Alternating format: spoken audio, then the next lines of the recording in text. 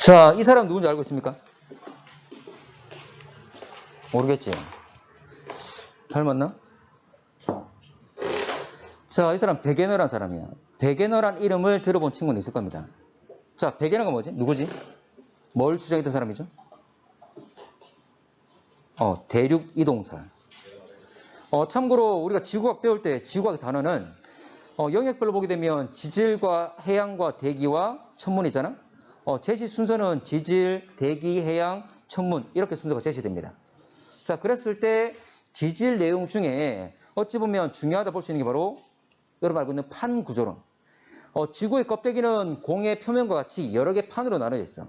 근데 이 판들이 가만히 있는 것이 아니라 끊임없이 움직이고 있죠. 근데 서로 같은 방향이 아니라 서로 다른 방향, 다른 속력으로 움직이고 있는 거지. 자, 그러다 보니까 서로 부딪히기도 하고 찢어지기도 하고 서로 어긋나기도 하는 거고. 그게 바로 판의 경계에서 다양한 지각 변동들이 발생을 하는 거지. 화산이나 지진이나. 그런데 지금 판 구조론이라는 하나의 이론으로 자리 잡기 위해서 여러 가지 과정을 거치게 되는데 나름대로 해보면 여러 가지 체계를 갖추면서 하나의 내용을 제시했던 게 바로 이 베게너라는 사람이에요. 대륙 이동설인 거지. 근데 판 구조론이라는 하나의 이론이 되기 위해서 대륙 이동설에서 여러 가지 과정을 거치게 돼. 여러분 들어본 거 있습니까? 대륙 이동설 말고 판 구조론 말고 들어본 것? 해저 확장설 들어봤습니까? 멘틀 대류설. 아마 멘틀 대류는 들어봤을 건데. 자, 그런 내용들이 있었습니다. 자, 그러면 자, 내용 정리할게. 자, 직권이 나오는데 고체 지구라 말은 딱딱한 이 지구 땅에 대한 이야기야. 그리고 직권이라는 것은 지구 내에서 여러 영역으로 나눈 건데 우리 사람 같은 생물권도 있겠지만 자, 물의 영역을 뭐라 할까? 수권. 자, 공기 영역을 기권이라 하는 겁니다. 그러니까 땅의 영역을 직권이라는 거지. 그래서 직권의 변동, 바로 땅에서의 변화를 말하는데 가장 중요한 것이 바로 판 구조론이지. 그래서 판 구조론의 정립 과정. 아까 보면 제일 처음 이야기했던 게 대륙 이동설. 자, 그러면 판 구조론의 정립 과정은 나름 체계적으로 이야기했던 게 바로 대륙 이동설. 이 베게너가 이야기했지. 대륙 이동설 다음에 또 나왔던 게 멘틀 대류설입니다. 그리고 다음 나왔던 게 해저 확장설 또는 해양저 확장설. 그리고 마지막에 현재 판 구조론에는 하나의 이론이 되는 거지. 앞에 것들은 다 설이란 말이야. 바로 가설이야. 그 당시에 과학계에서 학계에서 하나의 이론으로 자리 잡지 못했다는 거지. 받아들여지지 않았다는 거지. 그래서 이런 과정을 거쳐서 마지막에 하나의 이론인 판 구조론이 되는 겁니다. 자, 근데 대륙 이동설, 멘틀 대류설, 해저 확장설, 판 구조론 이 4개 순서는 꼭 기억을 하셔야 돼. 여러분들 문제에 4개 중에 하나 비워서 또는 2개를 비워서 묻는 문제가 있어. 그렇다면 4개 순서를 꼭 알아야 된다 그 말이죠. 자, 그러면 대륙 이동설부터 볼 건데 자, 이거는 대륙 이동설은 1912년 베게너가 아까 제시했다고 그랬어. 베게너가. 근데 대륙 이동설 해가지고 많은 내용을 제시하지 않습니다. 말 그대로 대륙 이동한다는 건데 대륙 이동설의 증거 이렇게 말할 수 있는 이렇게 주장할 수 있는 증거들을 제시한 것. 그리고 자, 대륙 이동설은 설이기 때문에 그 당시 학계에서 자리 잡지 못했단 말이지. 그러면 왜 자리 잡지 못했는지 한계가 있었는데 그 한계가 뭔지 그 2가지가 중요해요. 자, 그러면 이 사람이 제시했던 기본적인 내용은 이 내용입니다. 대륙이 이동한다는 건데 자, 여러분들 우리 지구의 나이가 얼마쯤 되죠? 지구의 나이가?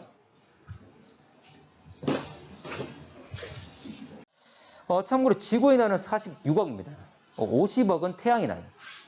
태양계에서 태양이 먼저 자리 잡고 먼저 만들어졌겠지. 그 주변에 미행성들, 작은 행성들이 뭉쳐가지고 행성을 만든 거야.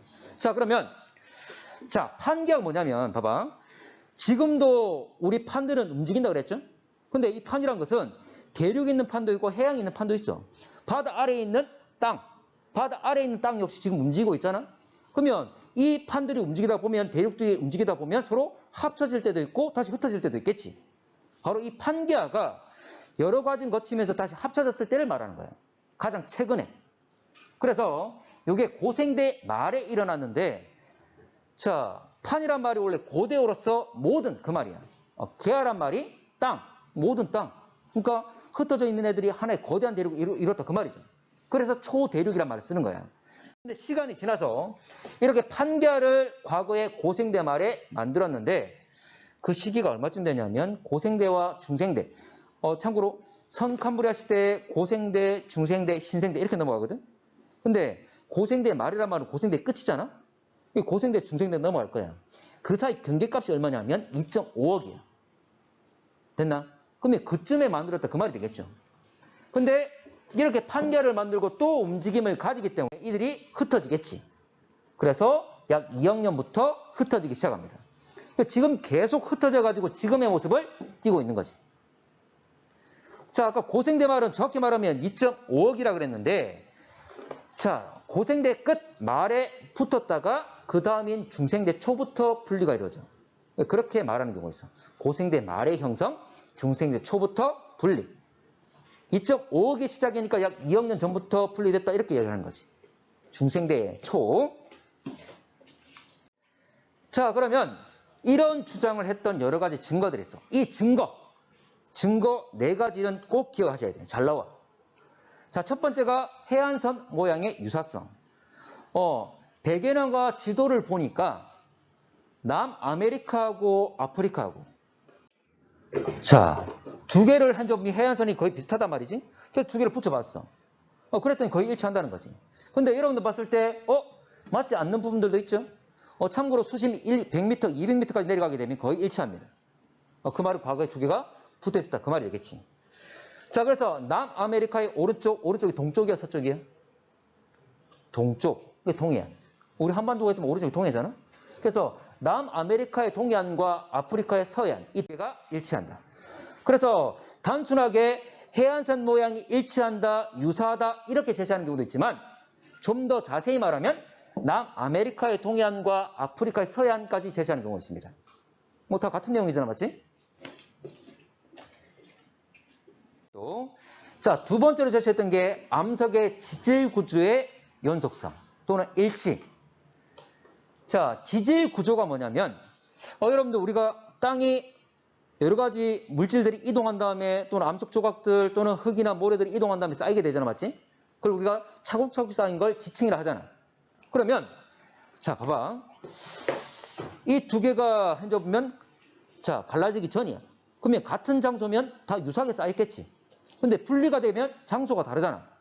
그러면 분리된 이후에는 장소가 다르니까 같게 쌓일까 다르게 쌓일까? 다르게 쌓이겠지. 그걸 말하는 거야. 자, 그리고 여기서 지질 구조라는 것은 지층뿐만 아니라 산맥도 이해할 수 있습니다. 자, 아까 이들이 분리되기 전에 처음에 뭘 만들었지? 분리되기 전에 중생대 초에 분리된다. 그 전에 붙어서 뭘 만들었다고? 판계야. 근데 봐봐. 서로 부딪히면 서로 막 밀어버리겠지. 그러면 뭘 만들까? 산맥을 만들 수 있는 거지. 산맥을 만든 다음에 또 갈라질 수 있는 거잖아, 맞지? 그러면 여기에 산맥 만들었다가 분리돼 버리면 나중에 붙여버리면 두 개 산맥이 연결되겠죠. 그걸 말하는 겁니다. 자, 그래서 여기서 말한 지질 구조라는 것은 지층 또는 산맥을 이해할 수가 있어. 근데 주로 문제가 잘 나오는 건 산맥을 말해. 산맥을. 자, 그럼 한번 봅시다. 이걸 말합니다. 자, 지층. 자, 원래 왼쪽에 있던 아메리카와 오른쪽 아프리카 두 개 원래 붙어 있었잖아, 맞지? 붙어 있었으면 같은 환경이니까 자, 여기서 쌓이는 것들은 밑에는 다 비슷하지? 화성암, 표적, 석탄, 사암. 자, 화성암, 석탄, 사암 비슷하죠?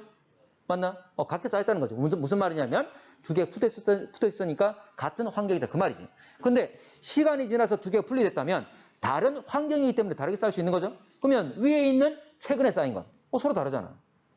여기 얕은 바다에 퇴적물이 있고 여기는 모래들이 퇴적되어 있는 거지. 됐나? 그래서 밑에는 같지만 위에가 다르다는 말은 과거에 붙어 있었고 이게 분리돼서 서로 이제 최근에는 다르게 쌓였구나. 그걸 의미한다는 거지. 자, 그리고 산맥. 자, 에팔레치아 산맥 들어봤습니까? 기억하셔야 돼. 에팔레치아와 칼레도니아. 이 용어들이 나오는 경우가 있어. 이거는 산맥의 연속성을 말합니다.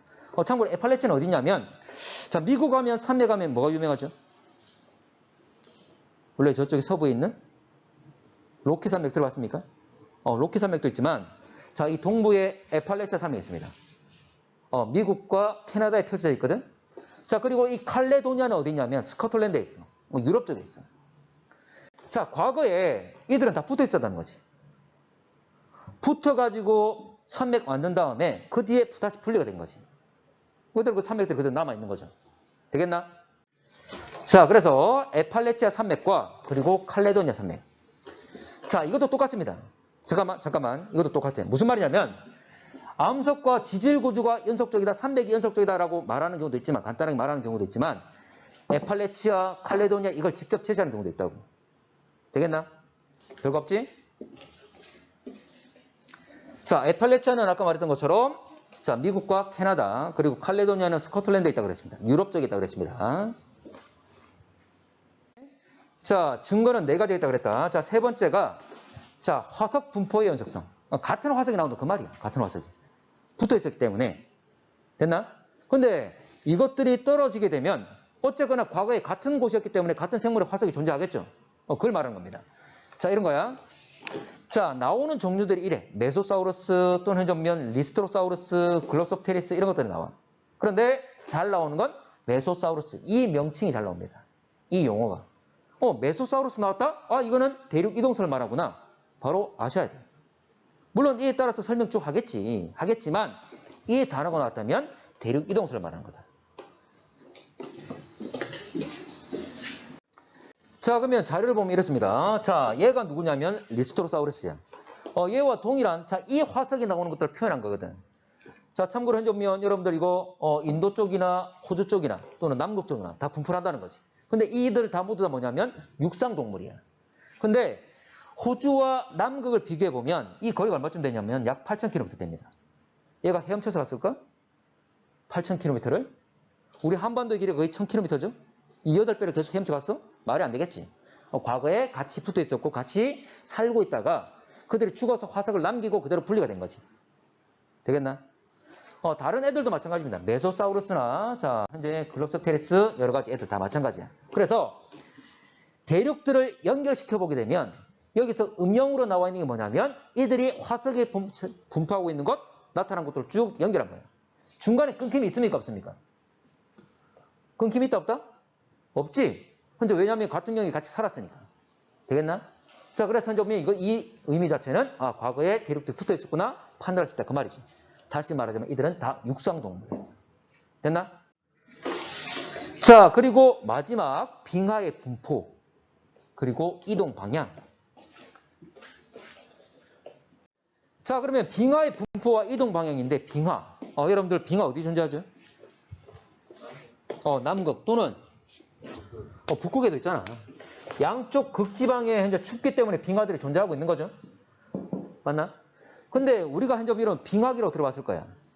자, 빙하기. 자, 빙하기와 빙하기 사이를 뭐랍니까? 간빙기라 그러지? 사이 간자. 맞지? 자, 그런데 지금의 평균 기온이 얼마쯤 됩니까? 우리 지구의 지금 평균 기온.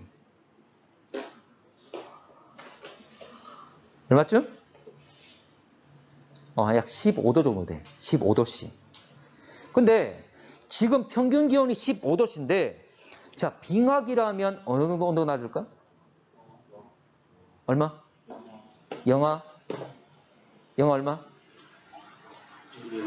평균 기온 말해야 되겠지. 얼마? 영하 200? 250? 유명이는? 영하 몇 도? 영하 100도. 참고로 여러분 몇 해 전에 투모로우라는 영화 본 적 있습니까? 다음에 기회 되면 보자. 본 적 없나? 뉴욕이 막 얼어붙고 자유여신상 얼어붙고 하는 거. 본 적 있지? 본 친구들 몇 명 있을 거야. 자, 투모로우 영화에서 미국이 다 얼어붙거든. 근데 원래 원인이 뭐냐면 지구 온난화 때문이야. 약간 이상하지? 지구 온난화 됐는데 빙하기 온다는 거. 이상하죠?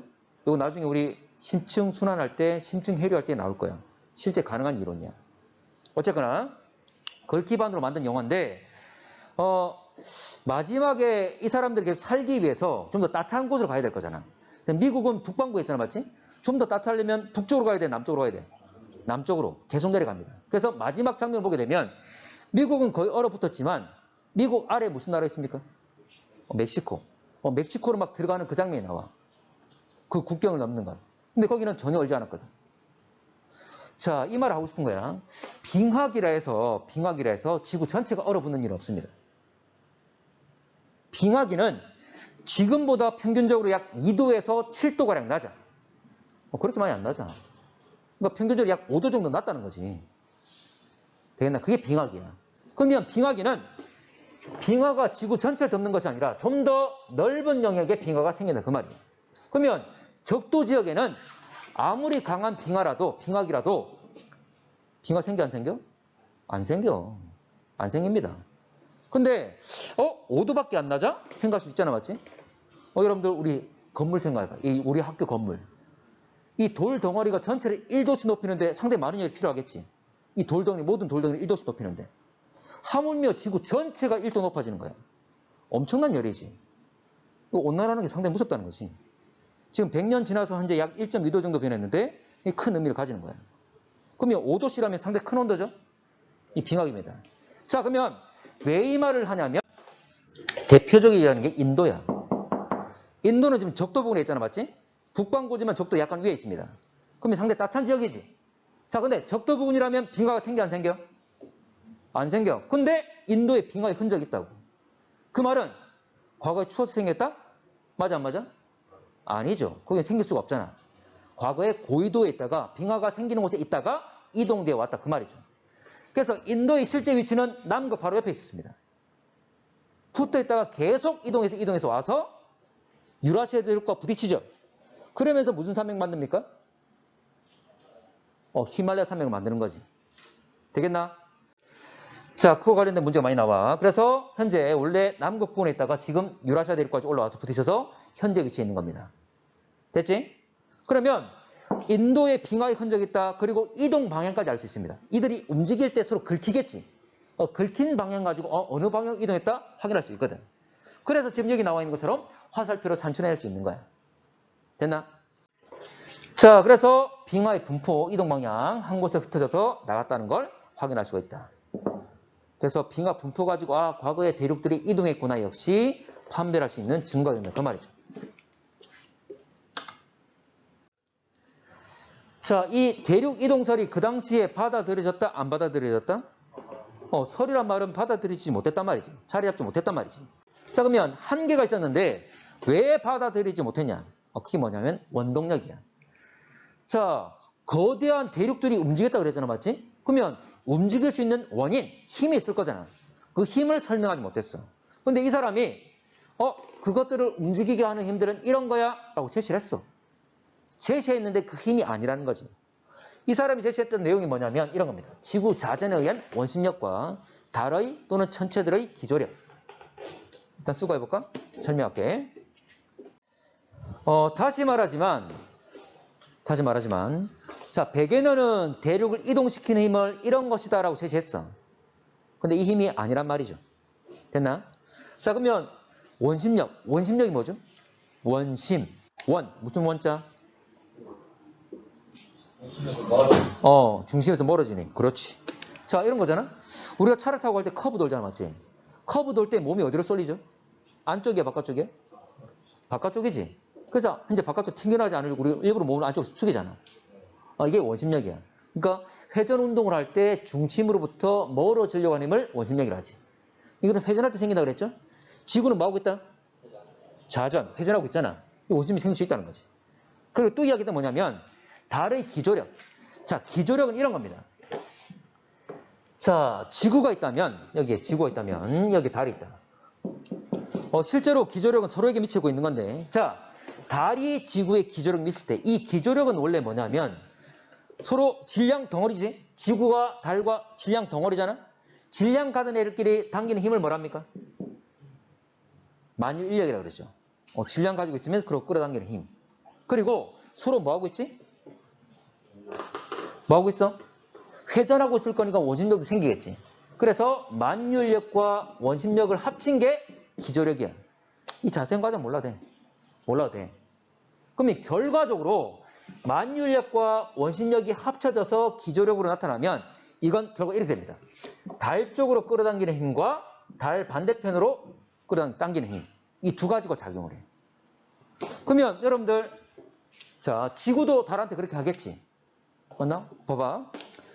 내가 지구고 이 친구가 달이야. 그럼 내가 얼굴을 당기고 뒤통수 끌어당긴다는 거지? 양쪽으로 이렇게 끌어당기고 있으면 얘가 고개를 잘 돌릴 수 있을까 없을까? 못 돌리겠지. 달이 뭐냐면 자전하려고 하는데 못하게 잡고 있다는 거지. 됐나? 그러면 내가 회전하더라도 내가 돌더라도 달의 얼굴을 잡고 뒤통수 딱 잡고 당기고 있죠. 회전 못합니다. 회전 못합니다. 그러면 뒷면은 볼 수 있다 없다? 없지. 달을 양쪽 잡아당기고 있으니까. 그래서 달은 항상 같은 면만 보이는 거야. 달의 모양 변하죠. 반달, 보름달, 초승달. 모양은 변하지만 보이는 면은 안 달라집니다. 달의 뒷면 우리가 본 적이 없지. 자료를 가져오지 않는 이상. 되겠나? 이 똑같은 거야. 자, 그러면 다시 돌아가서 자, 달이 지구에 기저력을 미치고 있으면 달이 지구의 앞뒤를 잡고 있는 거지. 됐나? 그럼 여러분들 지구는 단단한 돌 덩어리잖아. 그러면 당기면 이 돌이 이렇게 변할까 안 변할까? 모양 변할까 안 변할까? 딱딱한 돌인데. 잘 안 변하겠죠. 그런데 물은 움직여 안 움직여? 움직일 수 있죠. 그래서 물이 여기에 모여 있고 여기에 모여 있는 거지. 바닷물들이. 그러면 이쪽은 바닷물이 높이가 높겠지. 바닷물 높이가 높을 때는 뭐랍니까? 바닷물 높이가 변해 안 변해? 변하죠. 바닷물이 올라왔다가 내려갔다 하잖아. 올라왔을 때 뭐라 하지? 올라왔을 때를 가득 찰. 만일에서 만조. 그러면 이 지역은 바닷물이 빠져나가서 적겠지. 바닷물이 낮겠지. 뭐랍니까? 간조라 그러지. 근데 여러분들 여기에 자 예를 들어서 여기에 쉬운 얘기 있다 칠게. 자 여기에 행정미에 있다 치면 자 이게 우리나라 한반도야. 그러면 주변에 우리 주변 한반도 주변 바닷물은 낮지. 그러면 지금 뭐라고? 간조지. 그러면 이 한반도를 싣고 지구란 놈 돌 거잖아. 그럼 바닷물 많은 곳으로 가면 뭐야? 바닷물 많은 곳으로 가면 뭐가 돼? 만조, 간조, 만조. 하루 동안 2번씩 생기는 거지. 그 조석 현상이 2번씩 생기잖아. 하루 동안. 조석이란 말이 그 말이잖아. 아침 조자, 저녁 석자. 아침에 만조였다면 거의 12시간 뒤인 저녁에도 만조다 그 말이지. 자 그런데 자 이런 개념이고 자세히 몰라도 됩니다. 이 힘들은. 몰라도 되는데 일단 베게너가 이걸 제시했어. 자 1912년에 1900초에 이 힘을 계산할 수 있을까 없을까? 물리적으로 이 힘을 계산할 수 있다 없다? 가능하지. 가능합니다. 이 당시 가능합니다. 그래서 물리적으로 계산을 해봤더니 이 거대한 땅 덩어리 대륙을 움직일 수 있는 힘은 미치지 못한다는 거지. 그러니까 저게 틀렸다는 거지. 되겠나? 그 제대로 된 원동력을 설명하지 못했어. 그래서 한계가 있다 그 말이야. 됐나? 대류설. 자, 우리 원래 지구의 구조는 제일 위에 지각, 멘틀, 외핵과 내핵 이렇게 돼 있다 그랬잖아, 맞지? 참고로 우리가 봤을 때는 모두 다 딱딱한 고체로 돼 있을 걸 보겠지만 이 멘틀 같은 경우에 전체가 다 녹아 있는 상태가 아닙니다. 일부가 녹아 있어서 이들이 움직임을 가질 수 있다. 그 가능성이 있기 때문에 우리가 멘틀 대류설이라는 말을 쓰는 거지. 그래서 이거는 홈스가 자 1928년에 이야기 좀 했던 부분이고, 자 내용을 본다면 이런 겁니다. 자 대류라는 거 띠대자 류 흐른다 그 말이 될 거잖아, 맞지? 참고로 자 우리가 라면 물 끓였을 때 위와 아래 중에 어디가 더 지금 온도가 높죠? 위가 더 높습니까? 밑에. 지금 열을 직접 가하고 있는 아래쪽 온도가 더 높겠지? 예. 자 온도가 높아지면 팽창할 것이고 밀도가 커져 작아져? 커져요. 팽창은 밀도 커집니까? 작아지죠. 작아지죠. 부피가 그렇지. 부피가 늘어나고 밀도는 작아져. 밀도는 밀집되어 있는 정도. 됐나? 자, 그러면 어쨌든 그건 가벼워진단 말이야? 무거워진단 말이야? 그렇지. 물론 뭐 양이 그대로라면 실제 물질 무게는 질량은 변하지는 않는 거지. 그렇지만 같은 부피에 대한 질량이 어떻게 되냐 그걸 묻는 거지. 그래서 밀도가 지금 현재 부피가 늘어나 버리면 밀도가 작아지는 거지. 밀도란 말은 밀집되어 있는 정도. 됩니까? 그러면 자, 뭐 이게 작게 모여 있든 크게 퍼져 있든 같은 부피에 대한 질량은 밀도가 클 때 오히려 더 많은 입자들이 모여 있겠지? 더 질량이 크겠지. 무겁단 말을 쓰는 거고. 됐나? 자, 잠깐만. 공기를 가열하면 팽창합니까? 수축합니까? 팽창. 공기 팽창하지? 밀도 큰 거야, 작은 거야? 작아요. 밀도 작지? 그러면 같은 부피일 때 가벼운 거야, 무거운 거야? 가벼워지죠. 그래서 우리가 일반적으로 난방기는 아래쪽에 위치하지. 따뜻한 공기 위로 올라올 거니까. 냉방기는 어디 있죠? 위에 있죠. 물론 우리 천장형은 이건 난방과 냉방 다 되는 거지만 여러분들 그 스탠드 형태 있잖아, 맞지? 냉방기? 입구가 어디 있지? 바람 나오는 게? 다 위에 있지. 찬바람은 떨어지니까. 그것 때문이지. 그래서 우리 전통 난방이 온돌이잖아. 이게 과학자이라 이야기하는 그 이유지. 바닥에서 가열시켜서 올라오니까. 뭐 다 아는 얘기 그냥 해본 거고. 자, 다시 갑니다. 자, 그러면 아래쪽에 가열하고 있으면 아래쪽에도 온도 높을 거야, 맞지? 온도 높아지면 팽창할 밀도는 작아져서 가벼워져서 상승할 수 있겠지.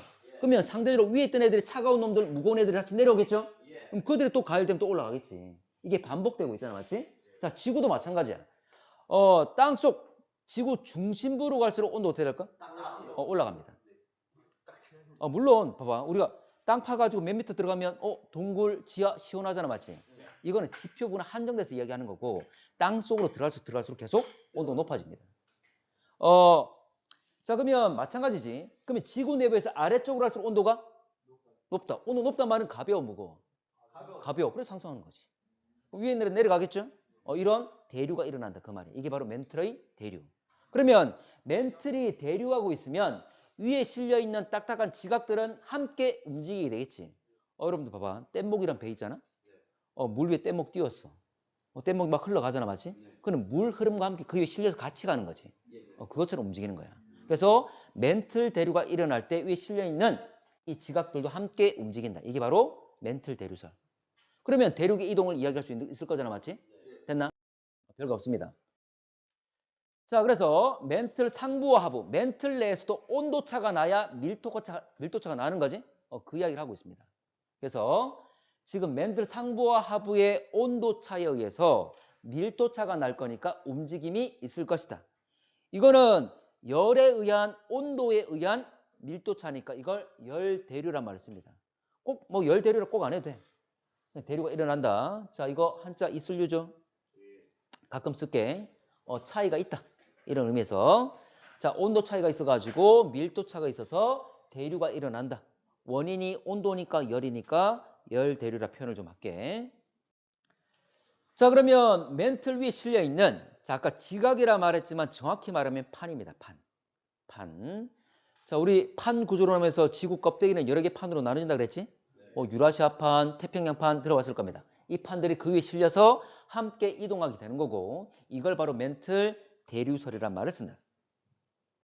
자, 그러면 정의는 이렇고 에너지원. 어쨌거나 이들을 움직이게 만드는 건 바로 열이었죠. 참고로 첫 번째가 방사성원소. 여러분 방사성원소 들어봤습니까? 방사성원소? 대표적인 게 뭐 있지? 그렇지. 우라늄. 방사선. 우라늄. 자, 우라늄이나 토륨이나 플루토늄 여러 가지 있잖아, 맞지? 참고로 이들은 아주 불안정합니다. 불안정한 이유가 뭐냐면 에너지가 높기 때문에. 위에 있으면 안정, 불안정? 위에 있으면 불안정. 좀 더 아래쪽 내려오려고 그래. 그래서 원래 방사성 원소들은 에너지가 많습니다. 그래서 좀 더 안정해지려고, 좀 더 낮은 에너지가 되려고 이놈들이 다른 원소로 바뀌어. 이걸 붕괴라 그러지.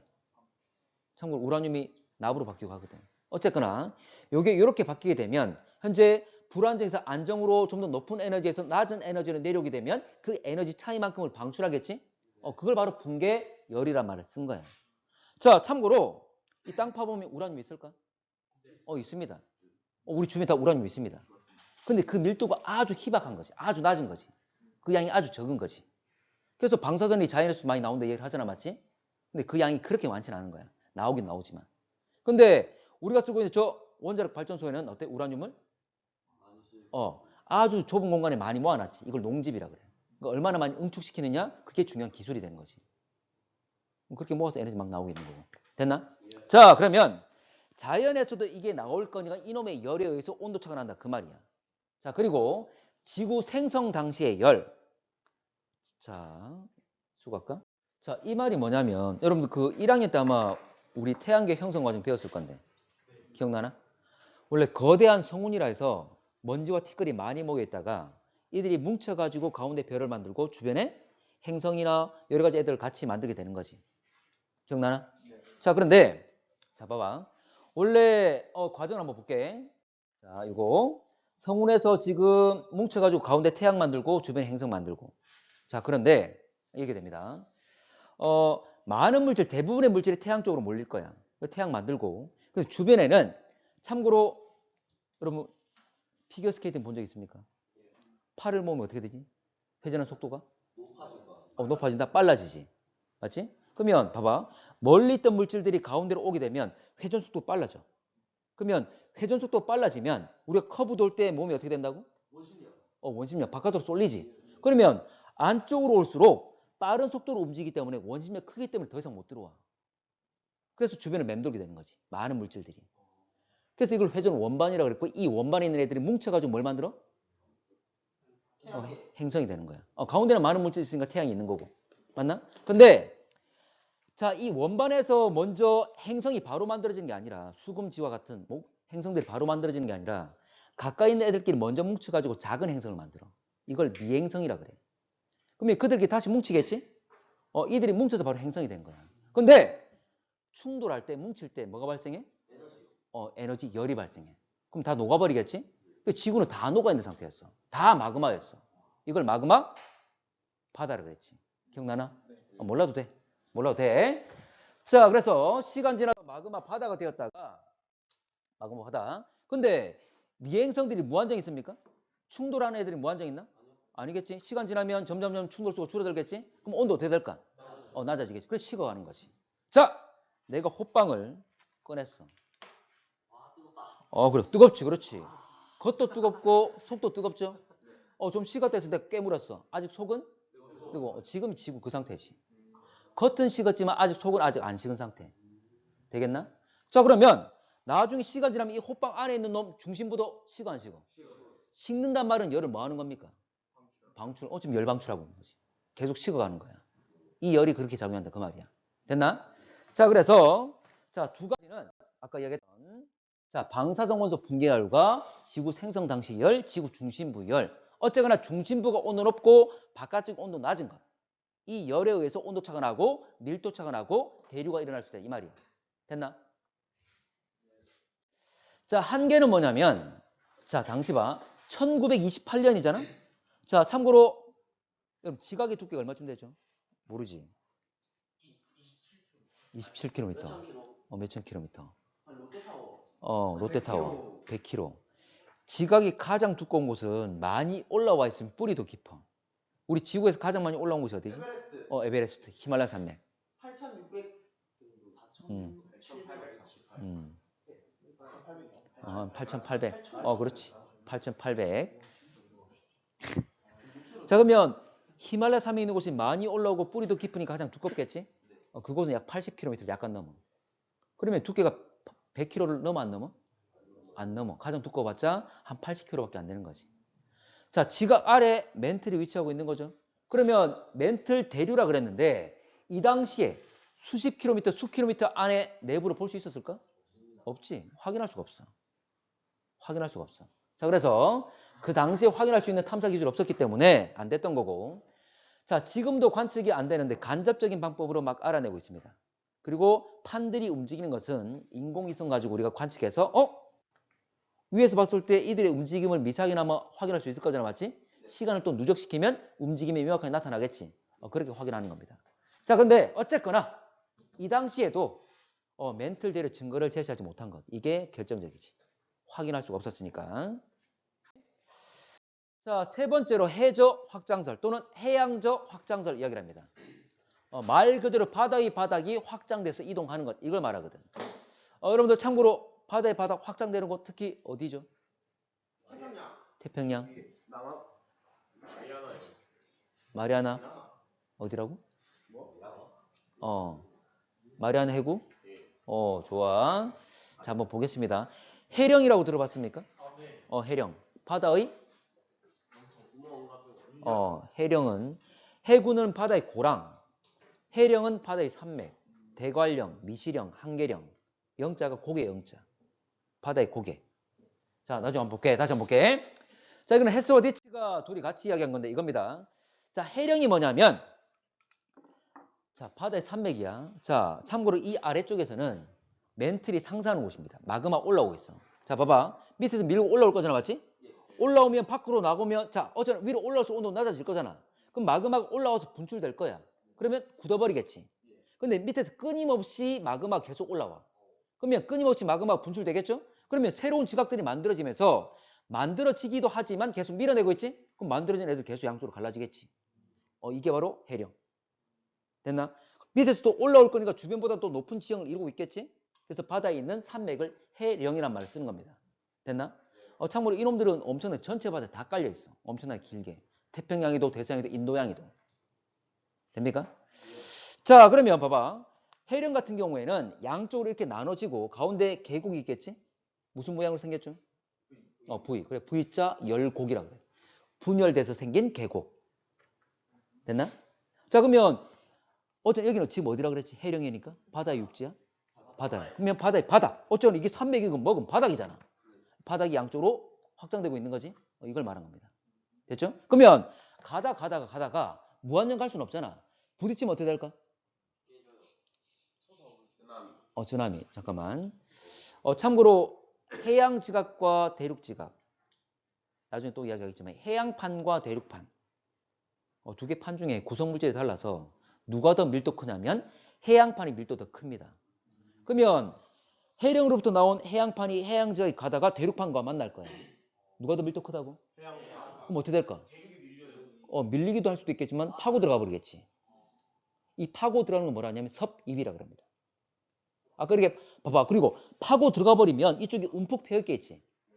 바다의 고랑, 이게 바로 해구야.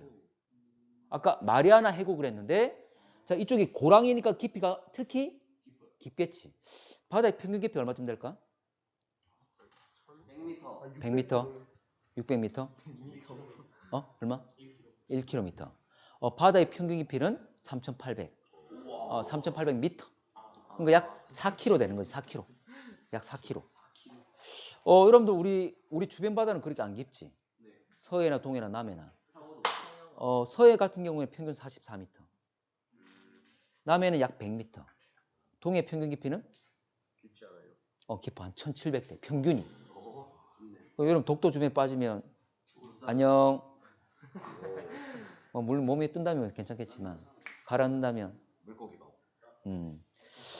자, 다시 갈게. 자, 그러면 아까 파고 들어간 곳 바로 바다의 고랑 같은 게 아직 깊다 그랬지? 이곳은 평균적으로 6km 이상입니다. 깊이가. 아까 마리아나 해구 이야기했잖아, 맞지?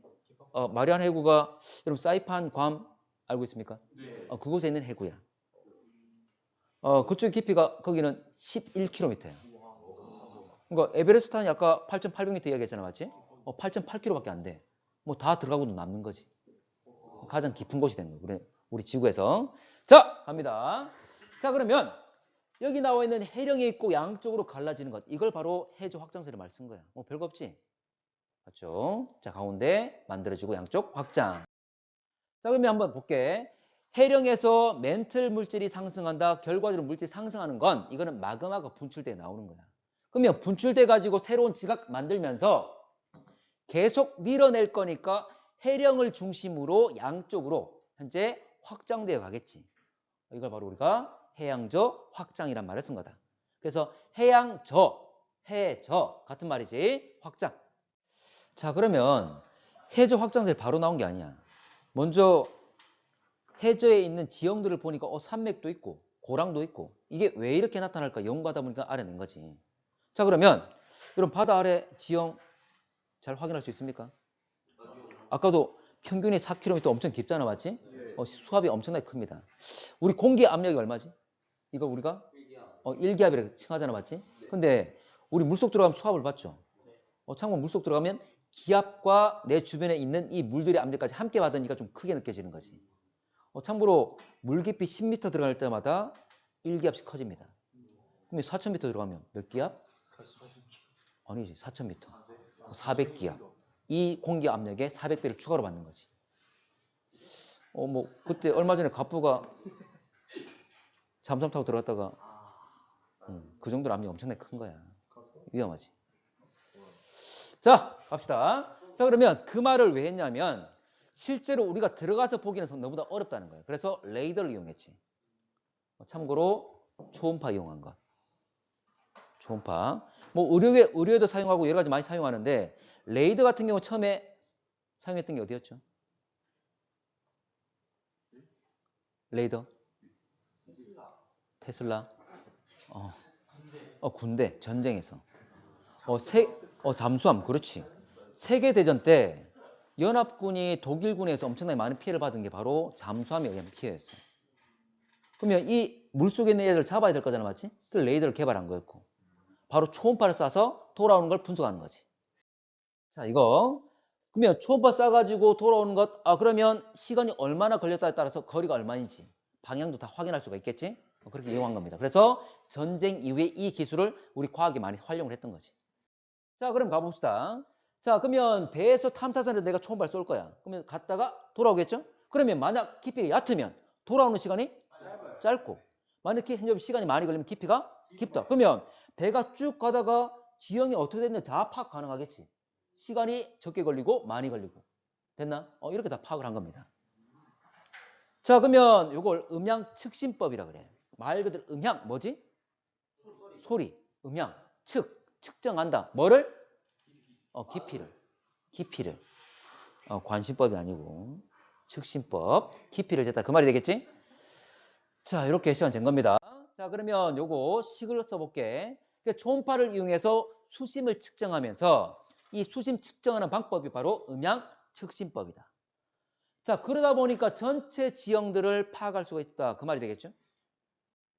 자, 그래서 곳곳에 깊이를 재게 되면 현재 전체 지형을 파악할 수가 있다. 그 말이 될 건데, 과거에는 이 음향 측심법 계산 문제가 가끔 나왔어. 지금은 그렇게 잘 나오진 않지만, 근데 계산은 할 수 있어야 됩니다. 자, 가볼게. 자, 요거씩 한번 요거 그림도 있습니까? 없나? 그러면 요거 한번 가볼게. 그림 그릴 필요는 없고, 그릴 필요 없잖아, 맞지? 참고로, 자, 거리는 뭐 곱하기 뭐? 시간 곱하기 속력. 시간 곱하기 속력. 자, 내가 100km/h로 2시간 갔다. 그럼 얼마 간 거야? 200 갔다. 이렇게 되는 거잖아, 맞지? 자, 그러면 거리 속력 곱하기 시간. 근데 우리는 거리가 아니라 수심을 잴 거지. 어쨌든 거리와 같은 개념이 될 거잖아, 맞지? 그러면 여기에 내가 음파를 쏠 건데 음파 속력 V라 두겠습니다. 그리고 자, 음파가 되돌아오는 시간 T라고 둘게. 근데 봐봐. 여기서 음파가 되돌아오는 시간, 결과 시간은 왕복 시간을 써. 실제로 쏘고 돌아오는 시간 잴 거잖아, 맞지? 그런데 깊이라는 것은 왕복입니까? 편도입니까? 편도. 그러면 이 시간을 다 쓰면 돼, 안 돼? 안 돼. 반만 써야 되겠죠? 2분의 1만. 그러면 어떻게 되는 거야, 식은? T는? 2분의 1? 속력 V죠? 시간 2분의 1이지? 2분의 1 VT. 원래 속력 곱하기 2분의 1T를 쓸 거잖아, 맞지? 시간 반만, 편도 시간만. 근데 뭐 앞에 숫자를 앞으로 빼면 2분의 1 VT를 쓰겠지. 이렇게 잘 나옵니다. 그래서 문제에서 항상 왕복 시간이 나와. 그것만 조심하면 돼. 왕복 시간이니까 그것만 조심하시면 되고. 자, 그러면 다오나? 자, 참고로 속력은 1500으로 거의 정해져 있습니다. 여러분들 물속에서 음파 소리가 빠를까? 이 공기에서 빠를까? 공기에서는 얼마큼 가죠, 1초에? 많이 가겠죠? 말을 하면? 바로바로 들린다. 좀 멀리서 말하면? 작게 들리기도 하고 늦게 들리기도 하지. 그러니까 여러분들 번개 치면 번개 번쩍하고 좀 이따 시간 들려서 지나고 난 뒤에 두둥두둥 하는 천둥 소리 들리잖아. 빛이 더 빠르기 때문이죠. 소리는 공기 중에서 340m/s. 근데 물속에서는 1500m/s. 물속이 더 빠릅니다. 물속에서. 자, 그리고 시간은 4초로 갈게. 자, 다오나? 그럼 깊이는 얼마야? 별거 없지. 깊이는 3000. 자, 그래서 T는 좀 전에 시간 반만 쓸 거니까 현재 4초가 아니라 2만 곱하면 되는 거고 결과적으로 이거는 3000이 나온다. 별거 없지? 이 정도의 계산만 할 수 있으면 돼. 하나 예를 들면 아까 해구 있죠? 해구. 나중에 이 자료들이 막 나온단 말이야. 어떤 바다를 가로질러 가지고 이 왕복 시간을 측정했다. 이런 자료가 나와. 자, 그랬을 때 이 A 지점은 뭐 해구다, B 지점은 해령이다 이렇게 묻기도 해. 자, 그런데 아까 해구 같은 경우에는 바다의 고랑, 깊이가 깊어. 그럼 시간이 많이 걸리겠죠? 참고로 아까 깊이가 얼마쯤 된다 그랬지? 기억나나? 마리안 해구는 가장 깊어서 11km지만 통상 6km 이상. 자, 6km란 말은 6,000m죠? 6,000m가 되려면 시간은 얼마나 걸려야 될까? 1,500이 몇 개? 4개. 근데 왕복 시간 되려면? 그렇지. 8초 이상인 곳이 바로 해구란 걸 알아낼 수 있다 이 말이야. 이렇게 문제가 나온다 그 말이지. 되겠나? 아니, 어렵지 않습니다. 지금 말로 해서 그런 거고. 자, 그러면 갈게. 자, 그러면 이렇게 해저 지형들을 파악했을 때 해저 지형은 결과적으로 대륙 주변 그리고 심해저, 바다의 바닥. 대륙이 때문에 그 주변 지형이 있고 그리고 바다에 여러 가지 우리가 알고 있는 평탄은 그런 지형들이 나오겠지? 크게 이렇게 두 개로 나눠지게 됩니다. 자, 대륙 주변부와 심해저. 어쨌거나 바다라 하더라도 대륙 주변의 지형들. 근데 바로 깊은 곳이 나타나는 건 아니잖아, 맞지? 자, 볼게. 여기서 대륙붕이 뭐냐면 대륙붕. 대륙 바로 인근에 있는 해저 지형인데 가장 처음에 나타나는 수심이 얕은 곳을 대륙붕이라고 해요. 수심이 200m 이하인 곳. 그리고 아주 완만한 지대를 대륙붕이라고 해요. 근데 대륙붕이 끝나면 깊이는 얇지만 아주 완만한데 대륙붕이 끝나면 현재 수심이 갑자기 급격히 늘어나는 곳이 있습니다. 그러니까 경사가 급한 곳이 있어. 이걸 대륙사면. 대륙사면. 자, 또는 대륙경사면, 대륙사면. 됐습니까? 경사라는 의미에서 그렇게 말씀 거지. 그리고 경사 급격하다가 다시 완만해지는 지대가 있어. 이걸 대륙대라 그래. 그 다음은 아주 평탄한 해저평원이 되는 거지.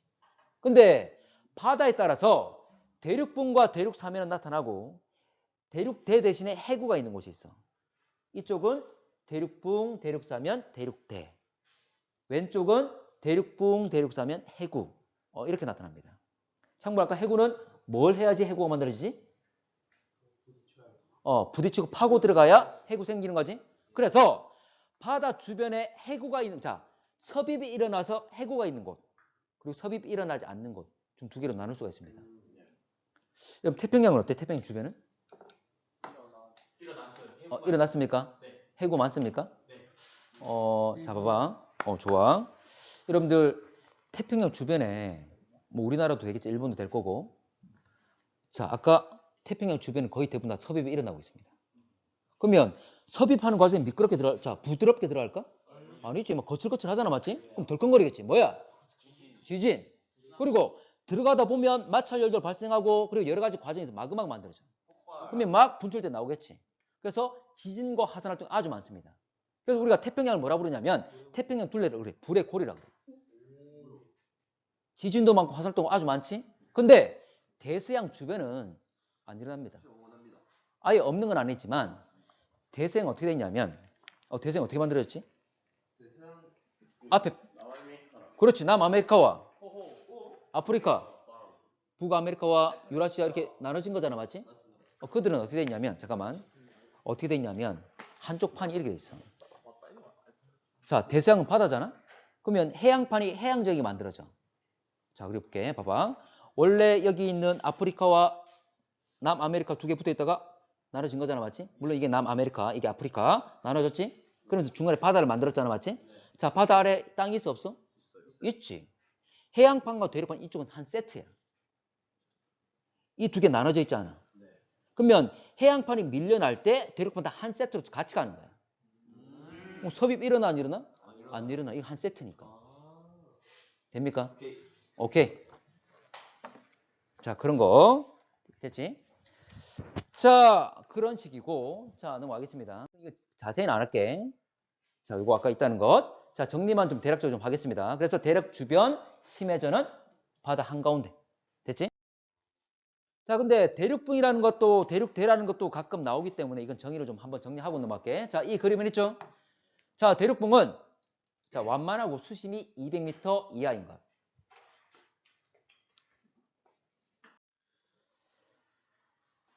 자, 그러면 우리나라 같은 경우에는 아까 서해나 남해나 다 대륙붕으로 오면 되겠지? 자, 이게 대륙사면. 대륙사면은 경사가 급한 곳. 정의를 막 여러 가지 막 내용을 많이 하지 않겠습니다. 그냥 정의 정도만 아시면 됩니다. 자, 해구. 해구는 수심 6km 이상의 골짜기. 자, 그래서 초음파 같은 경우에 왕복 시간이 8초 이상 걸린다. 가장 시간이 많이 걸리겠지? 자, 그리고 여기 대륙대.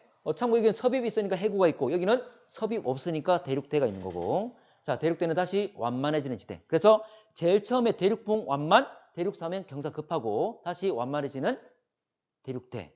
근데 어쩌나 완만하면 경사가 있단 말이잖아, 맞지? 경사 끝나면 평평한 해저평원. 자, 여기 가운데 해령. 자, 해령은 여기 보면 주변보다 높이가 높겠죠. 산맥이니까. 하나만 얘기하면 이 해령 같은 경우에는 주변보다도 한 2,000m, 3,000m 높습니다. 2, 3km 올라와 있어. 그러니까 산맥이라 말할 수 있겠지? 근데 아주 완만하게 돼 있어. 참고로 2, 3km 올라왔다 그랬잖아, 맞지? 2,000m, 3,000m. 근데 이들의 가로폭은 얼마쯤 되냐면 한 1,000km, 2,000km 돼. 그렇지. 다시 말할게. 아까 높이가 2, 3,000m, 2, 3km밖에 안 되지. 근데 가로는 한 1,000km.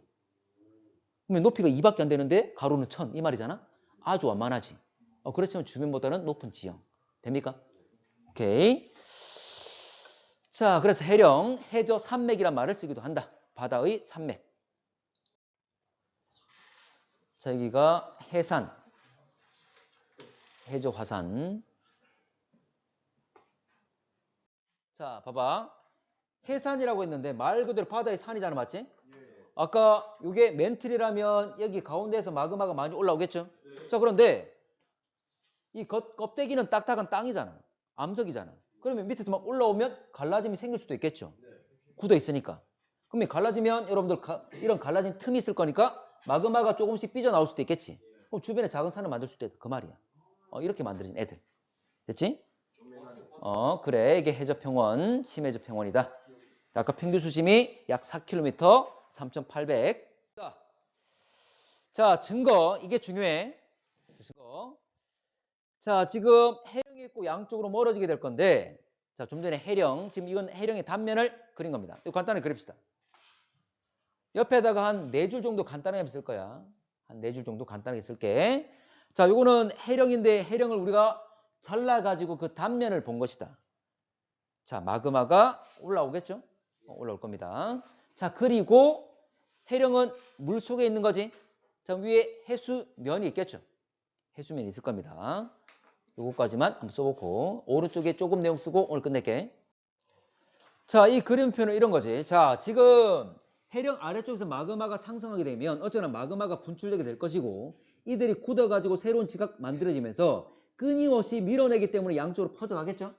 그렇게 그림을 표현했습니다. 자, 그러면 자, 이거야. 문제 잘 나오는 게 이겁니다. 그러면 해령 중심부로부터 거리가 멀어지면 어떤 것들이 달라지느냐? 이걸 잘 물어봐. 수심. 그렇지. 자, 수심은 해수면으로부터 깊이를 잴 거잖아, 맞지? 밑에 닿는 땅까지를 잴 거야. 그러면 수심이 전혀 어떻게 되죠? 깊어지겠죠. 수심은 증가할 것이다. 이런 것들. 잘 물어봅니다. 그래서 해저 지형들 어쨌거나 해수면을 기준으로 한 수심은 계속 깊어질 것이다. 해령과의 거리가 멀어짐에 따라서. 기압. 자, 잠깐만. 여러분들 암석의 나이 잴 수 있습니까? 네. 참고로 암석의 나이가 얼마인지 다 잴 수 있습니다. 암석의 연령. 자, 그러면 여러분 생각해봐. 여기 중심부에 가까운 놈. 자, 이놈 가까운 놈. 가까운 놈과 먼 놈 중에 누가 더 나이가 많을까? 멀리 있는 게. 왜냐면 먼저 만들어지고 계속 이동되어 왔잖아, 맞지? 자, 참고로 이 왼쪽에 있는 애는 갓 태어난 애들이지? 나이가 어리겠지. 그래서 지각의 연령이 해양 지역의 나이가 많아진다는 거야. 자, 해저 퇴적물의 두께. 이 뭐냐면 쌓이는 것. 당연하지. 여러분들 멀어짐에 따라 나이가 어떻게 된다고? 많아진다고. 그 말은 하나만 더. 잠깐만. 그 황사가 중국이랑 몽골로부터 막 날아오잖아, 맞지? 거기서 또 올라가지고 오는 애 100%가 우리한테 다 옵니까? 아니지. 오다가 서해 바다에 떨어지는 경우도 있겠지. 참고로 바다 아래는 여러 가지, 바다 속에 여러 가지 부유물들이 상당히 많습니다. 떠다니다가 가라앉겠지? 이것들이 쌓이게 될 건데 어쨌거나 나이가 많으면 그만큼 오랫동안 받아 먹은 거잖아. 맞지? 그럼 나이가 많을수록 두께는 두꺼울 수밖에 없다는 거지. 그래서 해저 퇴적물의 두께 증가한다. 요거 말고도 증거들 여러 가지 있는데 여러 가지는 다음 시간에 예. 하도록 하겠습니다. 그렇습니다. 수고하셨습니다. 볼게. 가끔 이런 자료가 나오기도 해요. 그냥 해령으로부터 멀어지면 나이가 어떻게 된다? 많아지고 태정물의 두께가 두꺼워지고 그냥 그걸 의미할 뿐이야. 알고 있는 내용. 됐나? 근데 가끔 이런 것도 나와. 만약에 여러분들 봐. 이게 태정물이라면 가장 나이 많은 놈은 위에 있습니까? 밑에 있습니까? 밑에. 그렇지. 제일 밑에 있는 놈은 가장 나이 많은 놈은 거의 지각과 나이 비슷하겠지. 네. 지각 만들어지고 막 쌓이기 바로 시작하면 그놈이 될 거니까. 맞나? 이렇게 묻기도 해. 태종물의 가장 아래쪽에 있는 놈의 나이. 이거 가지고. 뭐죠? 이것도 그냥 나이 많으면 그만 오래전에 만들었다 그 말이잖아. 됐나? 별거 없습니다. 자, 이제 새로운 내용 가보겠습니다. 자, 증거. 자, 요게 잘 물어봐. 이걸 잘 물어보는데 네 번째로 고지자기 줄무늬 대칭 분포. 말이 좀 어렵지. 자, 고지자기. 고자는 옛고자. 지자기는 땅이 자화돼서 자석화돼 가지고 있는 자기력. 이걸 말하는 거야. 자, 참고로 여러분 자석 만드는 재료 있지. 자석 뭐로 만들죠? 혹시 아십니까? 잘 모르겠어요. 잘 몰라. 자철석이라 들어봤나? 아하, 자철석이라고 있어. 참고로 자석 같은 경우 이 자석 이용해서 자화를 그러니까 뭐 예를 들어 철에 붙는 것들 또는 서로 붙는 것들 요거 자기력을 가지고 있는 거잖아. 과거의 사람들도 이거 충분히 자연상에서도 발견했단 말이야. 어쨌거나 자석을 만드는 게 뭐냐면 자철석이야. 그리고 그러면 철을 많이 가지고 있는 애들은 자석이 될 가능성이 높아. 자, 그리고 하나 더. 아까 해령에서 마그마 올라오잖아, 맞지? 네. 그럼 이들이 굳어서 해양 지각을 만들지. 참고로 해양 지각은 무슨 암질인지 지난 시간에 조금 이야기했었는데 기억나나? 현무암. 그렇지. 현무암질이야. 해양 지각은 현무암과 성분이 거의 유사합니다. 그리고 우리 대륙 지각 있지? 이 대륙 지각은 물론 다양한 애들이 있지만 화강암과 성분이 유사해요. 좋아. 자, 그래서 우리가 성분이 유사하니까 뭐라 부르냐면 현무암질이라 그래요. 현무암과 유사하다. 자, 근데 우리 현무암 많은 곳이 어디 있죠? 우리나라에? 제주도. 검은색이잖아? 네. 근데 이들은 성분이 뭐가 많냐면 철이 많아. 그러니까 자석이 될 수 있는 가능성이 높은 애들이지. 자, 그러면 이게 왜 이야기를 하냐면 봐봐, 이거야. 마그마 올라오겠지? 이들이 굳을 때 안에 자석이 될 수 있는 성분이 만약 이게 철이라면, 이게 마그마라면 이 속에 철이 있어. 그럼 이들이 굳을 때 자석화가 될 수 있는 거야. 근데 만약 봐봐. 여기에 예를 들어 자석이 1000만 개가 있어. 작은 자석들이. 근데 지 맘대로 배열돼 버리면 자화를 뜰까 안 뜰까? 안 되겠지. 지 맘대로 배열돼 있으면 서로 막 상쇄시켜 버리겠지? 자석이 안 돼. 근데 만약에 1000만 개가 있는 작은 자석들이 일정한 방향대로 배열된다면 자석이 되겠지. 자, 그러면 주변에 이놈들을 일정한 배열로 만들 수 있는 자석이 필요하죠. 지구가 자기를 가지고 있습니까? 네. 가지고 있지. 자, 지구는 커다란 자석이죠. 자, 북극 쪽에는 무슨 극이죠? S극을 띠고 있으니까 내가 가지고 있는 나침반 자석. 나침반 N극이 S극을 서로 가리키는 거지. 왜냐면 자석은 서로 다른 것끼리 끌어당기잖아, 마치. 됐나? 자, 그럼 봐봐. 어쨌거나 일단 요거부터 먼저 얘기할게. 자, 마그마가 올라올 건데 이건 아까 현무암이라서 철이 많아. 그럼 이들은 주변에 만약 자기장이 있다면, 주변에 커다란 자석이 있다면 같이 자석화가 될 수 있다 그 말이지. 그러면 이것들이 배열되고 나는데 굳어버리면 더 이상 바뀌어 안 바뀌어? 안 바뀌어. 이제 딱 굳어있는 자석으로 된다 그 말이지. 됩니까? 이게 자화된다 그 말이야. 자, 자석화 됐죠? 그러니까 지구의 만약에 자기장이 이 방향이라면 이들이 만들어질 때 같이 이 방향대로 배열돼서 굳어서 자석이 될 것이다. 됐나? 자, 가볼게. 그 다음에 자석된 다음에 같이 양쪽으로 뻗어나가겠죠? 이걸 말하는 겁니다. 자, 근데 아까도 말했지? 현재 아까 북극 쪽에는 무슨 극이라고? 북극 쪽에는 S극을 띄고 있으니까 내 나침반의 N극, 나침반은 이것도 자석이잖아? 나침반 N극이 S극을 가리키고 있는 거지. 서로 끌어당기니까. 맞나? 자, 다시 말하지만 북극 쪽이 S극, 남극 쪽이 N극을 띄고 있어. 지금은. 근데 이게 바뀝니다. 지금 항상 그런 게 아니야. 지금은 북극이 S극, 남극이 N극이지만 이게 중간에 확 바뀌어. 근데 이 시기가 일정하지도 않아. 이거 좀 지금 얼마든지 지금 이 순간에도 확 바뀔 수도 있는 겁니다. 그럼 엄청난 혼란이 생기겠지? 자, 이거는 중간 과정 몰라도 되고. 참고로 지구가 이런 자기를 띠는 이유가 뭘까? 몰라도 돼. 뭐냐면, 우리 지난번에 지구 구조가 몇 층이죠? 4층. 지각, 멘틀, 외핵, 내핵. 근데 외핵이 특히 뭐로 되어 있냐면 액체로 되어 있다 그랬지? 여기서는 액체니까 움직일 수가 있어. 근데 이들은 철과 니켈이 대부분이거든? 이렇게 전기를 통할 수 있는 물질들, 철 같은 것. 이런 것들이 움직이게 되면 자기장을 만들어낼 수가 있거든. 이놈들 때문에 지금 지구 자기장이 생기는 거야. 여러분, 더 코어란 영화 봤습니까? 지구 자기장이 없어져가지고 땅 속으로 들어가서 지구 자기장이 새롭게 다시 만들어지게 만들려고 땅 속 막 들어가는 거. 본 적 있습니까? 아주 오래된 영화긴 한데.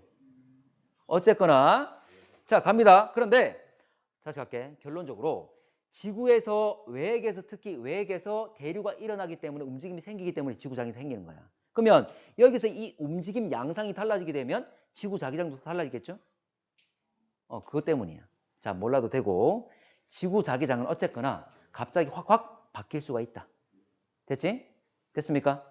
자, 그래서 나중에 이렇게 확 바뀔 건데, 자, 그럼 봐봐. 자, 지금 갑니다. 지금 지구 자기장 방이 이 방향이야. 그러면 지구 자기장 이 방향이기 때문에 마그마가 올라왔을 때 이들 역시 지구 자기장과 동일한 방향으로 자화가 되겠지. 맞지? 그 뒤에, 그럼 이들은 나중에 만들어진 다음에 양쪽으로 나눠지게 되겠죠? 자, 근데 만약에 30만 년 전에 지구 자기장과 반대 방향이다, 진짜. 그러면 30만 년 전에는 지구 자기장 지금과 반대였어. 역전되어 있는 상황이었어. 그러면 이때 올라와서 마그마 와서 굳어져서 자화가 되는 애들은 지금과 반대로 자화되겠지. 근데 이들은 굳어버리면 안 바뀌는 거잖아. 그러면 근데 이들은 이 위치 그대로 있는 게 아니라 어떻게 된다? 양쪽으로 계속 가겠죠? 그러면 반대 자기장을 띠고 있는 애들이 쭉 배열돼 있다 그 말이지. 됩니까? 이해됩니까? 근데 이거는 계속 반복됐어. 그래서 지금 색깔이 봐봐. 어둡게 나와 있는 애들이 지금과 자기장이 같은 방향으로 되는 거야. 왜냐면 여기 해령 있는 이 중심부에서 지금 이제 막 최근에 만들어진 애들이잖아, 맞지?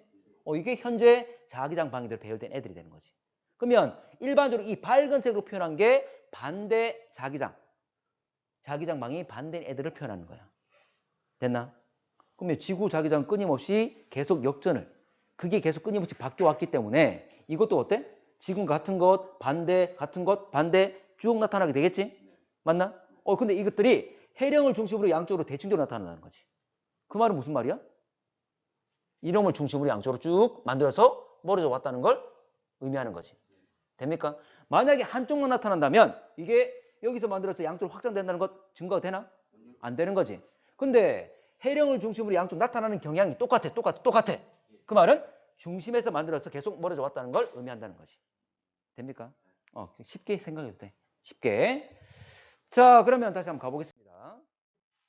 자, 어쨌거나 고지자기 줄무늬가 대칭으로 분포한다는 건 중심 해령에서 만들어서 양쪽으로 멀어져 왔다는 걸 의미해 준다는 것. 그러니까 증거가 된다는 거지. 자, 그리고 두 번째, 열곡과 변환단층의 존재.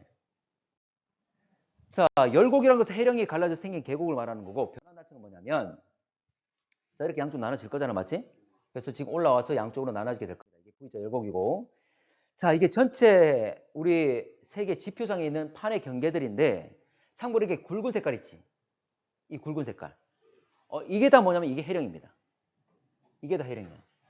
자, 대서양 가운데도 이것도 해령. 자, 해령의 이름이 어떻게 되냐면, 대서양 같은 경우에는 가운데 있죠? 대서양이 딱 가운데 있잖아?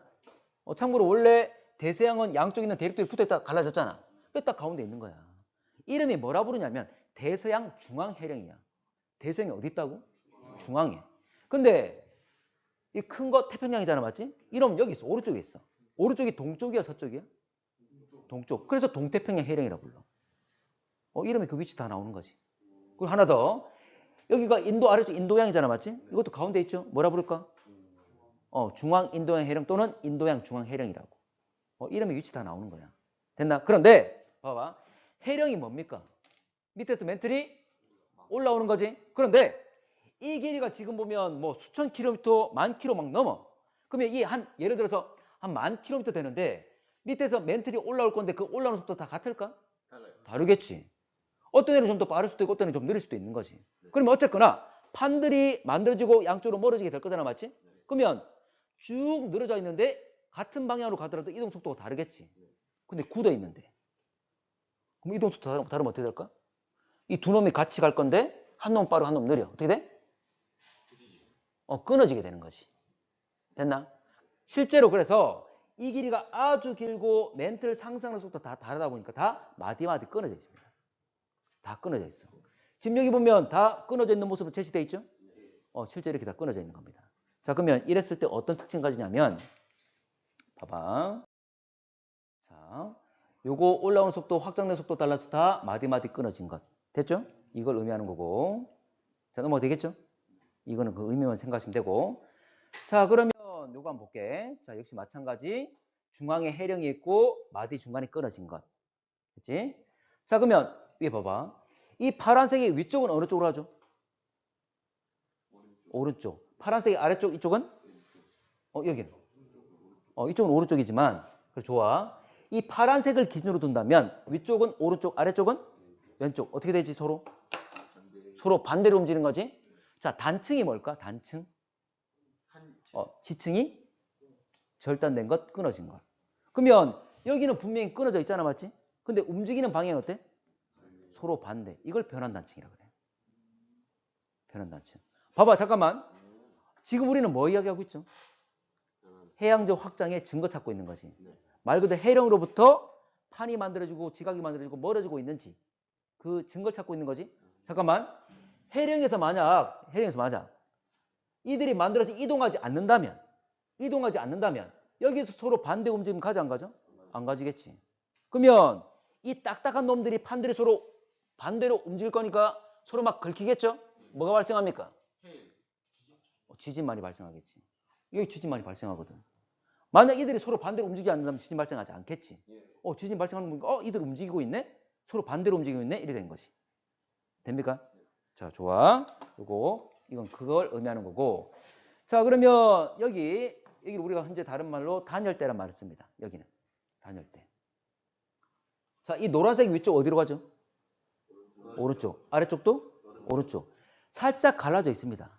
그렇지만 둘 다 움직이는 속도가 어때? 거의 같은 방향으로 가고 속도도 거의 비슷하죠. 서로 보면 긁히는 거 그런 게 있어, 없어? 없어. 그리고 여기 지진이 거의 발생 안 해. 가운데 이 사이만 지진이 많이 발생하는 거지. 됩니까? 오케이. 자, 요 그림 하나만 좀 그리고 넘어갈게. 가끔 판의 경계 문제 나와서. 자, 이거는 우리가 위에서 본 모습입니다. 해령이 있고 그 사이사이 해령이 마디마디 끊어졌을 때 그 마디가 변환단층. 됐나? 요 그림 하나만 좀 그릴게. 이거는 우리가 위에서 본 모습이야. 해령이 있고 마디마디 변환단층이 있고. 자, 그랬을 때 양쪽으로 멀어지게 될 건데 아까 여기는 단열대라 그랬죠? 자, 초록색은. 자, 그러면 표시를 한번 해볼 건데 자, 지진이 발생하는 곳을 X라 표시를 좀 해볼 거야. 자, 여러분들 해령에서 지진 발생할까 안 할까? 해령에서. 해령은 마그마가 올라오는 곳이죠? 지진 발생할까 안 할까? 할 것 같지? 이것도 막 밀고 올라오잖아.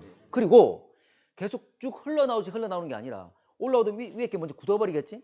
다시 이놈을 또 뚫고 올라오는 거야. 그런 식으로. 그러면 당연히 이 껍질을 깨고 나오겠죠? 그럼 어쩌나 흔들림이 생기겠지? 지진이 생기는 거지. 강하든 약하든. 됩니까? 그래서 해령은 모두 다 지진이 다 발생합니다. 자, 그리고 아까 변환단층. 지진 발생한다 안 한다? 그렇지, 한다. 변환단층도 역시 다 한다. 근데 변환단층 옆에 있는 이 초록색 구간 아까 단열대였죠? 단열대 같은 경우는 같은 방향으로 거의 비슷한 속도로 가기 때문에 거의 발생하지 않는다. 됐지? 자, 그래서 변환단층 해령에서만 나타난다. 자, 화산활동이 뭘까? 화산활동. 화산활동, 화산 만드는 걸 말하지? 분출되는 걸 말합니다. 해령은 마그마 분출돼 안 돼? 되죠? 해령은 다 있습니다. 해령은 다 있겠지. 해령은 다 있습니다. 자, 그러면 변환단층에 화산활동이 있을까 없을까? 없습니다. 마그마를 만들 수 있는 과정이 없기 때문에 변환단층에서는 화산활동은 없어. 됐나? 그래서 변환단층은 지진만 있고 해령 같은 경우에는 지진과 화산 다 일어나고. 됐죠? 오케이. 자, 마지막 증거로서 해구 부근의 지진 분포. 해구가 뭐였지? 그렇지, 움푹 들어가 있는 곳. 바다의 고랑이랬죠. 참고 구자가 고랑 구자야. 바다의 고랑. 자, 두 개 판이 만나면 좀 더 밀도 큰 애가 파고들겠지? 그러면서 고랑이 생긴다 그랬어. 특히 마리안 해구가 특히 깊다라 이야기를 했었고, 수심이 얼마 이상이었죠? 11km. 아, 자꾸 꽂혀있네, 이 친구들이. 그렇지, 6km 이상. 마리아나 해구가 가장 깊은데 11km라 그랬고, 기본적으로 6km 이상일 때. 평균은 4km밖에 안 됐잖아, 맞지? 네. 특히 깊었다 이야기했습니다. 자, 이게 무슨 말이냐면, 자, 이거야. 여러분들, 여기 동해 나와 있죠? 대륙 나와 있지? 여기 그럼 어디야? 대륙이? 우리나라. 우리나라입니다. 그리고 요거 일본 열도 나와 있지? 참고로 일본은 화산 활동에서 만들어진 거잖아? 자, 이거야. 참고로 원래 유라시아판과 태평양판, 유라시아판은 뭐죠? 대륙판이야, 해양판이야? 유라시아, 대륙이지. 대륙판이죠? 물론 그 주변에 바다도 좀 끼를 수 있겠지. 기본적으로 유라시아는 우리가 알고 있는 유럽, 아시아, 유라시아. 대륙이죠? 대륙판입니다. 그리고 이거 태평양판. 누가 더 밀도 크다? 태평양판이. 그러면 두 개 판이 만나면 밀도 큰 태평양판이 해양판이 파고 들어가겠지? 근데 파고 들어갈 때 덜컹거리겠지? 지진 발생할 겁니다. 그래서 실제로 지진이 일어날 수 있는 곳을 우리가 다 찾을 수가 있어요. 그걸 진원이라고 해요. 분석을 하면. 그러면 진원이 분포하는 걸 쭉 봤더니 이렇게 비스듬하게 쭉 배열된다는 거지. 참고로 파고 들어가는 걸 뭐라 불렀죠? 기억납니까? 섭입. 간단히 한번 이야기했었어. 섭입이라고 하는데 이렇게 쭉 파고 들어가게 되면 이 섭입이 일어나는 곳에 따라 지진 발생하겠죠? 그래서 이곳을 뭐라 부르냐면 우리가 섭입대라고 합니다. 띠대자. 근데 다른 말로 또 뭐라 하기도 하냐면 베니오프대라 하기도 해. 베니오프는 사람 이름이거든. 이 사람이 원리적으로 이야기했기 때문에 이 사람 업적 기록에서 이렇게 부르기도 해. 자, 이거만 좀 적어놓을까? 왜냐하면 그러면 하나 더 물어볼게. 자, 그래서 이렇게 지금 지진이 발생한다는 말은 파고 들어가고 있다 그 말이 될 거잖아. 맞나? 이렇게 비스듬하게 지진이 발생한다는 말은 이렇게 파고 들어가고 있기 때문에 이야기할 수 있는 거지. 그 말은 파고 들었단 말은 이놈이 이동대에 왔단 말이 되겠지. 그 말은 이놈의 끝은 해령으로부터 출발해서 계속 밀려왔다는 말이 되는 거지. 됩니까? 그래 증거된다 그 말이야. 그리고 하나만 더. 태연아, 일본은 대륙판이야 해양판이야? 일본은 해양. 일본은 대륙판 위에 있다 해양판이 있다? 대륙판. 대륙판. 규희는? 대륙판. 건호는? 대륙판. 다운? 해양판. 자, 판의 경계는 우리가 땅속을 보는 게 아니라 우리가 위에서 봤을 때 판의 경계가 어떻게 나눠지는지 이렇게 보겠지. 맞나? 땅속 얼마까지를 우리가 판의 경계 이렇게 이야기하는 게 아니잖아. 그냥 우리 상구에 봤을 때 지표에 어디가 경계인지 이걸 보는 거지. 그러면 내가 위에서 봤을 때 해양판과 대륙판 지금 파고든 건 여기죠. 해구 여기가 판의 경계가 되는 거지. 그러면 화산 활동에서 만들어진 일본은 어느 판에 있는 거야? 유라시아판, 대륙판에 있는 거지. 그 일본이 해양에 있다 해서 해양판 위에 있다고 생각하지 않아야 된다 그 말이야. 되겠나? 대륙판에도 얼마든지 끝에는 해양이 존재할 수 있는 거지. 끝에. 넓진 않지만. 됩니까? 다시 말하지만 해양판과 대륙판, 판의 경계는 이게 해구 이 부분이잖아. 맞지? 근데 일본은 이 경계 왼쪽인 대륙판 위에 있다고. 전체가 하나의 판이니까. 근데 하산 활동. 그렇지. 근데 일본 같은 게 이렇게 봐봐. 아까 암석이 똑같은 거지. 현무암이라서 모두 다 해양판 아닌 거지. 그리고 좀 좋은 질문을 했는데 아까 해령에서 봐. 이 해양판들은 해령에서 마그마 분출돼가지고 만들어진 애들이잖아. 맞지? 이런 애들은 다 거의 대부분 다 현무암질입니다. 근데 나중에 하겠지만 요거 섭입해가지고 마그마 만들어지고 분출했잖아. 이런 애들은 대부분 다 안산암이야. 그래서 일본은 안산암이 많아. 안산암 들어봤습니까? 나중에 좀 배우겠지만 이건 다 안산암이에요. 대부분 다. 참고로 이 반대편 가면 뭐 있죠? 우리 반대쪽 이쪽. 하와이. 하와이 지나고 브라질 쪽. 끝에 누가 있냐? 페루가 있어. 참고로 페루 쪽 보게 되면 이거 한번 이야기할게. 자, 여기에 우리가 알고 있는 브라질 있고 그러니까 남아메리카가 있지? 남아메리카 브라질 있고 끝에 페루가 있어. 칠레도 같이 있고. 이 옆에 또 해양판이 파고 들어가. 왜냐면 해령부터 양쪽으로 나눠져서 갔으니까요. 그래서 우리 쪽에도 이렇게 들어가고 있지만 페루 쪽에도 들어갑니다. 여기도 해구가 있어. 그러면 파고 들어갔으니까 화산활동 일어날까 안 일어날까? 일어나죠. 여기에 뭐 있냐면 페루 쪽에 뭐 있냐면 안데스 산맥이 있어. 여기서 화산활동도 같이 일어나. 높은 산맥이지만. 참고로 안산함을 영어로 뭐라 하냐면 안데사이트라 그래. 안데스 산맥이 많이 나오니까 그 이름을 붙인 거야. 자, 나중에 한번 볼 겁니다. 자, 그럼 이거 정리 좀 할게. 자, 좀 전에 얘기했던 것처럼 해구 부근의 지진 분포를 보게 되면 해령으로부터 밀려나가지고 꾹 와서 섭입을 하게 될 건데 섭입이 일어나는 곳을 우리가 섭입대라 그랬지? 자, 그러면 진원의 분포를 보게 되면 해구가 파고 들어가기 시작하는 곳이지. 그러면 해구로부터 대륙 쪽으로 파고 들어가게 될 건데 점차 진원의 깊이가 깊어지는 양상으로 나타난다는 거지. 그 말은 비스듬하게 파고 들어간다. 이걸 의미하는 거지. 됐나? 그래서 진원의 분포를 보게 되면 이런 식으로 나타난다는 거야. 요거까지만 쓸게.